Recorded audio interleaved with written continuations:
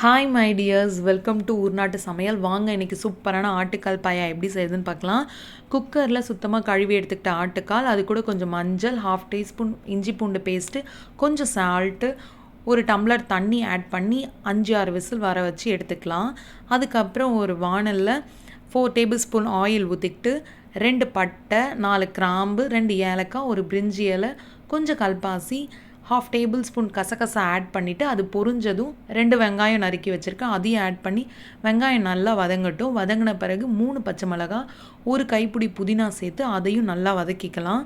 வதக்கிட்ட பிறகு கொஞ்சம் மஞ்சத்தூள், 2 டேபிள் ஸ்பூன் தனியாத்தூள், 1 டேபிள் ஸ்பூன் காரத்தூள், 1/2 டேபிள் ஸ்பூன் தனியாத்தூள் ஆட் பண்ணி இதையும் பச்சை வாசனை போகிற அளவுக்கு வதக்கி எடுத்துக்கலாம். சிம்மில் வச்சு வதக்கிக்கலாம், இல்லைனா மசாலா தீஞ்சிடும். அதுக்கப்புறம் 2 தக்காளி நறுக்கி வச்சுருக்கேன், அதையும் ஆட் பண்ணி வதக்கிக்கலாம். வதக்கிக்கிட்டு அது கூடவே 1 டேபிள் ஸ்பூன் இஞ்சி பூண்டு பேஸ்ட்டு சேர்த்து இதுவும் பச்சை வாசனை போகிற அளவுக்கு வதக்கிக்கலாம். இஞ்சி பூண்டு ஸ்மெல்லும் போன பிறகு 2 டம்ளர் தண்ணி ஆட் பண்ணிக்கலாம். ஆட் பண்ணிக்கிட்டு நல்லா கலந்து விட்டுக்கோங்க. கலந்து விட்டுட்டு மூடி போட்டு மூடிடுங்க. மூடிட்டு 10 மினிட்ஸ் நல்லா கொதிக்க வைங்க. அந்த மசாலாலாம் எல்லாம் ஒன்றா சேர்ந்து நல்லா கொதிச்சிடும். அதுக்கப்புறம் வேக வச்சுருக்கோம்ல அந்த ஆட்டுக்கால், அதையும் எடுத்து 10 நிமிஷம் கொதித்த பிறகு அதில் ஆட் பண்ணிக்கலாம்.